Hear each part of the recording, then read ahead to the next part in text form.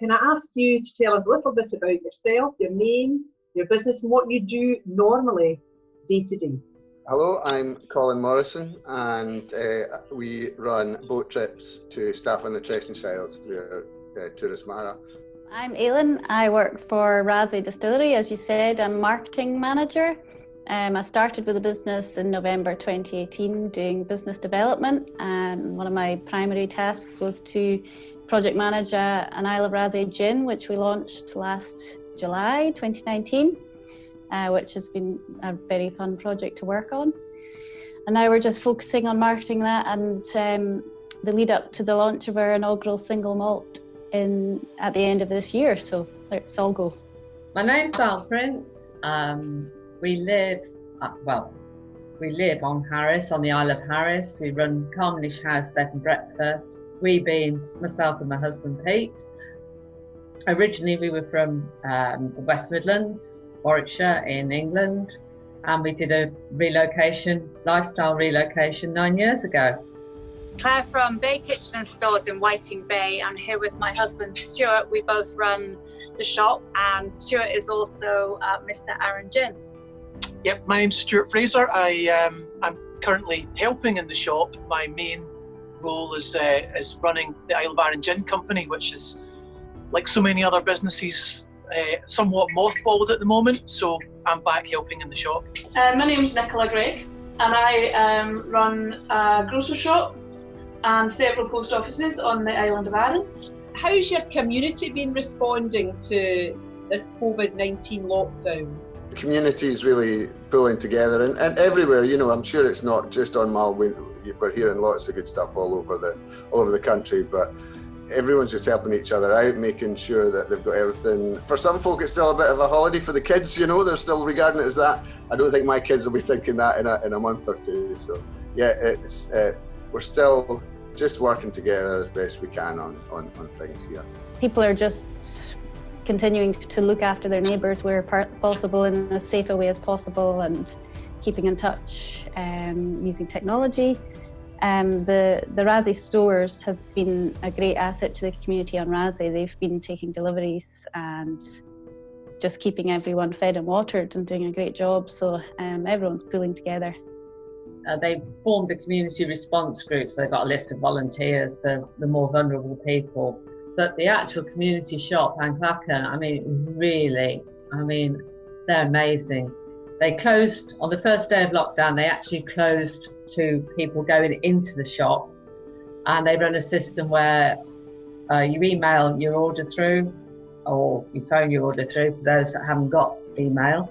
The next day they will ring, take the payment over the phone, make up your order, you drive down, if you can drive down, and they'll come out and put your order into the boot of the car.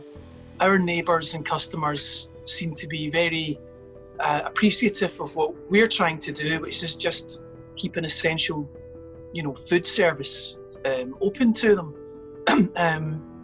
The way people are expressing that is just coming in and talking to us and telling us that they're glad we're here, and we've had some lovely messages of support on Facebook and on social media. So yeah, it's great. I think we appreciate that. It works both ways.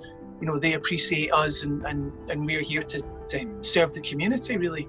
I think the community, again, like any crisis that happens in this area, everybody just pulls together, and it's just so fantastic to see. And obviously lots of people staying at home, we're all just thinking of who are our neighbours, do they need help, is there something that we can do to help that neighbour? Folk are coming out and getting other people shopping, all tying in together.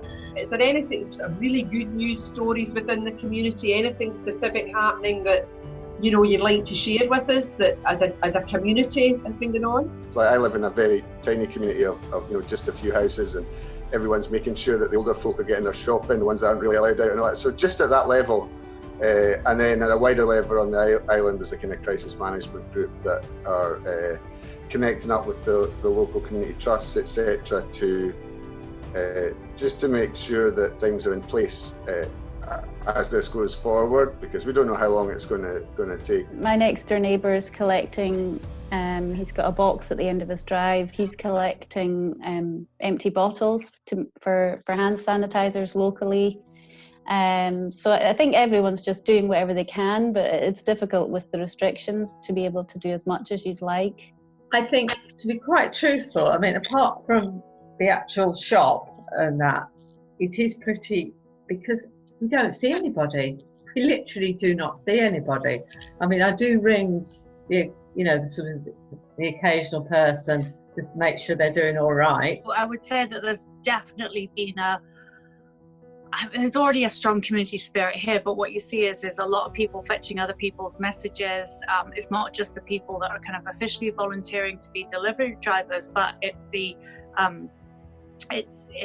neighbours that are picking up other people's papers. There's one or two people I can think of who live up the back at Knock-and-Kelly and Knock-and-Ken who are literally coming down, and they've got 5 different newspapers to get, 5 different accounts for this to be put on, and they're managing and juggling, and it's also the reaching out, people calling saying, have you heard from such and such? And I think people really understand that we're a hub, and they are using us as a network in a way to make sure that we're hearing from folk. It's been lovely to see lots of people spending their hour that they can go out for exercise, collecting litter, tidying up the communal areas in the village, painting the park benches. So people here are not always great at staying indoors, so they're using the time as well as they can, and the community is going to benefit from it.